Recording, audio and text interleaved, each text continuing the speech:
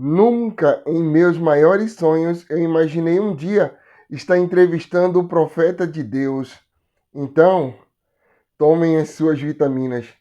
Meu nome é Adriano Pereira e esse é o canal Meu Propósito.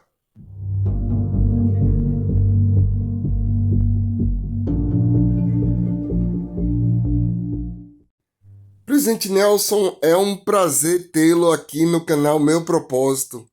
Recentemente, a Igreja de Jesus Cristo nos Últimos Dias adquiriu novamente o Templo de Kirtland. Por que os templos eles são tão importantes? O templo é o portão que se abre para as maiores bênçãos que Deus reservou para cada um de nós.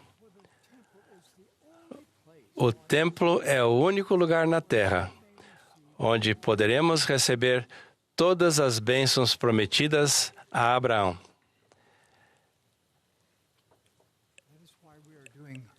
É por esse motivo que estamos fazendo tudo o que está ao nosso alcance sob a direção do Senhor, para tornarmos as bênçãos do templo mais acessíveis aos membros da igreja. Sim, presidente, eu entendi. O templo é o único lugar onde nós podemos receber todas as bênçãos que foram prometidas para Abraão. E por que o templo de Kirtland? O templo de Kirtland tem uma importância incomum na restauração do Evangelho de Jesus Cristo. Vários eventos que aconteceram lá haviam sido profetizados milênios antes e foram essenciais para que a Igreja restaurada do Senhor cumprisse sua missão dos últimos dias. Sim, presidente. No dia 3 de abril de 1836, Joseph Smith e Oliver Cowdery eles receberam uma série de visitas extraordinárias, sendo que a primeira foi do próprio Jesus Cristo. Lembra? O profeta registrou que os olhos do Salvador eram como uma labareda de fogo. Os cabelos de sua cabeça eram brancos como a pura neve, e seu semblante resplandecia mais do que o brilho do sol, e a sua voz era como o ruído de muitas águas. Sim, uma experiência incrível com Jesus Cristo. Lembra que, além de Jesus Cristo aceitar o templo de Kirtland, ele disse que se manifestaria a seu povo lá.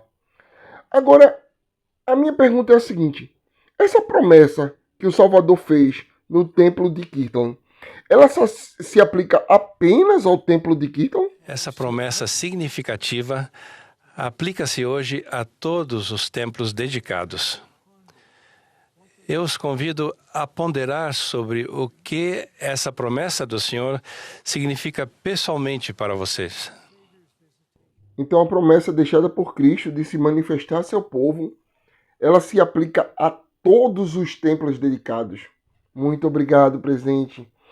E segundo o relato de Joseph Smith, mais 3 personagens apareceram no templo de Kirtland.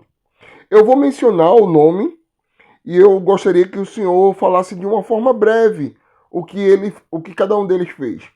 Por exemplo, Moisés. Moisés conferiu a Joseph Smith as chaves da coligação de Israel e do retorno das 10 tribos. Elias. Elias apareceu e conferiu a dispensação do Evangelho de Abraão a Joseph. Elias, o profeta. Elias, o profeta, conferiu as chaves do poder selador a Joseph Smith. Ok, presidente. E o que seriam as chaves? Ou as chaves do sacerdócio? As chaves do sacerdócio constituem a autoridade e o poder de presidência. As chaves do sacerdócio determinam como o sacerdócio de Deus pode ser usado, a fim de realizar os propósitos do Senhor e abençoar todas as pessoas que aceitarem o Evangelho restaurado de Jesus Cristo. Ok, presidente. Então, resumindo, é autoridade e poder de presidência. Muito bom. João Batista, Pedro, Tiago e João, eles já haviam no passado conferido a Joseph Smith as chaves do sacerdócio arônico e de Melquisedeque. Essas chaves não seriam suficientes para a igreja? Qual a diferença entre as chaves do sacerdócio arônico e de Melquisedeque e as chaves conferidas no templo de Kirtland? Essas chaves deram a Joseph Smith a autoridade para organizar a igreja em 1830. No templo de Kirtland, em 1836, a concessão dessas 3 chaves adicionais do sacerdócio, ou seja, as chaves da coligação de Israel, as chaves do Evangelho de Abraão e as chaves do poder selador, foi essencial. Essas chaves autorizaram Joseph Smith e todos os subsequentes presidentes da Igreja do Senhor a coligar Israel em ambos os lados do véu, para abençoar todos os filhos do convênio com as bênçãos de Abraão, a fixar um selo de confirmação nas ordenanças e nos convênios do sacerdócio, e a selar as famílias para a eternidade. O poder dessas chaves do sacerdócio é infinito e impressionante. Ok, presidente. Então deixa eu recapitular aqui. As chaves do sacerdócio arônico e as chaves do sacerdócio Melquisedeque, elas foram suficientes para a organização da igreja. No caso, para organizar a igreja em 1830. Perfeito.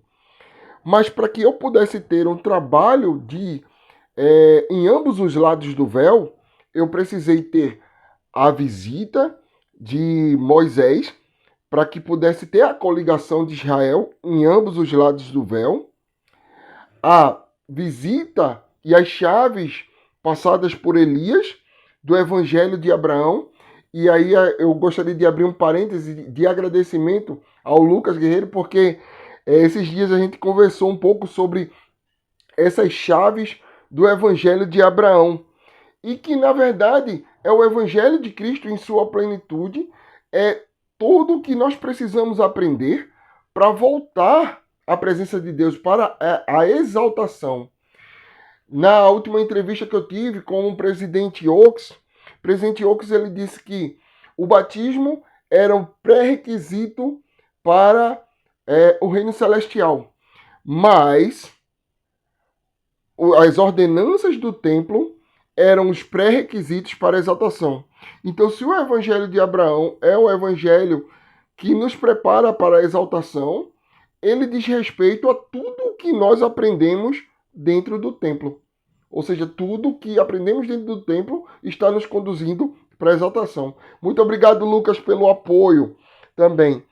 E o terceiro ponto seria Elias, o profeta, né, que conferiu o poder selador, onde pode se unir pais aos filhos, filhos a pais. Se eu só tenho o sacerdócio arônico e eu de Melquisedeque e não tenho as chaves que foram conferidas no templo de Kirtland, eu estaria fazendo um trabalho só nesse lado do véu. E eu não teria o trabalho do outro lado do véu, ou em ambos os lados do véu, e para a eternidade. Muito obrigado, presidente. Então, presidente, para deixar ainda mais claro para as pessoas que estão nos ouvindo, como seria a nossa vida se as chaves do sacerdócio não tivessem sido restauradas na terra? Sem as chaves do sacerdócio, vocês não poderiam ser investidos com o poder de Deus. Sem as chaves do sacerdócio, a igreja poderia servir apenas como uma importante organização humanitária e de ensino, mas não muito mais do que isso. Sem as chaves do sacerdócio, nenhum de nós teria acesso às ordenanças e aos convênios essenciais que nos unem aos nossos entes queridos eternamente e permitem que um dia voltemos a viver com Deus. Em resumo, sem as chaves do sacerdócio, a igreja ela seria apenas uma organização humanitária e não teríamos nada relacionado à eternidade. Por que não é falado sobre essas chaves do sacerdócio em outras igrejas ou organizações? As chaves do sacerdócio distinguem a Igreja de Jesus Cristo dos Santos dos Últimos Dias de qualquer outra organização na Terra. Muitas outras organizações podem e realmente tornam sua vida melhor na mortalidade, mas nenhuma outra organização pode e vai influenciar sua vida após a morte. Chaves do sacerdócio. Aí está uma grande diferença entre a Igreja de Jesus Cristo e as demais igrejas ou organizações. Qual a relação das chaves do sacerdócio e os templos? As chaves do sacerdócio nos concedem a autoridade para estendermos todas as bênçãos prometidas a Abraão, a todo homem e a toda mulher que cumpre seus convênios. O trabalho do templo torna essas maravilhosas bênçãos disponíveis para todos os filhos de Deus, a despeito de onde ou quando eles viveram ou vivem. Que alegria é termos as chaves do sacerdócio novamente na terra. A devida autoridade utilizada no lugar certo com o propósito eterno. Perfeito, presidente. Em Doutrina e Convênio, na seção 109, temos o registro da oração dedicatória do Templo de Kirtland. Poderia fazer um breve comentário sobre essa oração dedicatória? A oração dedicatória do Templo de Kirtland, oferecida por Joseph Smith, é um tutorial de como o templo fortalece vocês e a mim espiritualmente, a fim de enfrentarmos as dificuldades da vida nesses últimos dias. Eu os incentivo a estudar a oração dedicatória registrada na seção 109 de Doutrina e Convênios. Então, sempre que eu penso em tutorial, eu penso em alguém me ensinando algo, né? E se a oração dedicatória ela é um tutorial para vencer os desafios dessa vida, então, nossa, precisamos estudar o mais rápido possível. Também em Doutrina e Convênios, na seção 109, está escrito que o templo é uma casa de oração, uma casa de jejum, uma casa de fé, uma casa de aprendizado, uma casa de glória, uma casa de ordem, uma casa de Deus. Poderia comentar sobre essa lista de atributos? Essa lista de atributos é muito mais do que uma descrição de um templo. É a promessa sobre o que pode acontecer às pessoas que servem e adoram na casa do Senhor. Elas podem esperar receber respostas às suas orações, revelação pessoal, mais fé, força, consolo, mais conhecimento e mais poder. Na verdade, mais do que uma lista de atributos, é uma lista de coisas que eu, como membro, posso receber. Vejo muitas vezes pessoas não se esforçando tanto para estar no templo.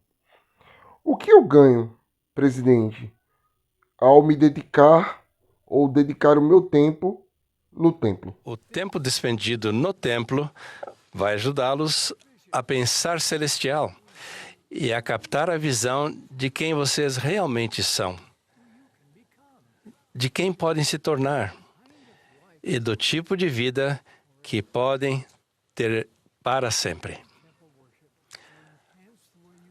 A adoração regular no templo vai melhorar a maneira como vocês veem a si mesmos e como se encaixam no magnífico plano de Deus. Prometo isso a vocês. Também nos é prometido que no templo poderemos receber a plenitude do Espírito Santo. Imaginem o que essa promessa significa em termos de os céus serem abertos para as pessoas que são sinceras em sua busca pela verdade eterna. Somos instruídos que todas as pessoas que adoram no templo saem de lá com o poder de Deus e a proteção dos anjos. O quanto sua confiança é aumentada ao saberem que, como homens e mulheres investidos, armados com o poder de Deus, vocês não precisam enfrentar a vida sozinhos.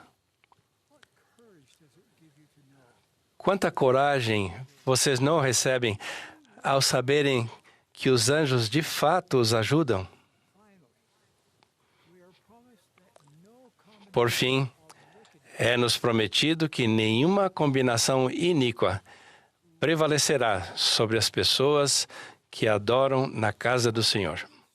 Bem, estamos chegando a mais uma entrevista aqui no canal Meu Propósito, agradecendo a presença do nosso profeta, presidente Russell M. Nelson. Se você gostou desse vídeo, por favor, compartilha. Se você não é inscrito no canal, convido a se inscrever no canal. Vou encerrar esse vídeo com as palavras, as últimas palavras do nosso presidente, tá bom? Um forte abraço, pessoal. Meus queridos irmãos e irmãs, esta é a minha promessa. Nada vai ajudá-los mais a agarrar-se à barra de ferro do que adorar no templo com a frequência que suas circunstâncias permitirem. Nada vai protegê-los mais ao se defrontarem com as névoas de escuridão do mundo. Nada vai fortalecer mais seu testemunho de Jesus Cristo e sua expiação, ou ajudá-los a compreender melhor o magnífico plano de Deus. Nada vai acalmar mais seu espírito durante os momentos de dor. Nada abrirá mais os céus. Nada.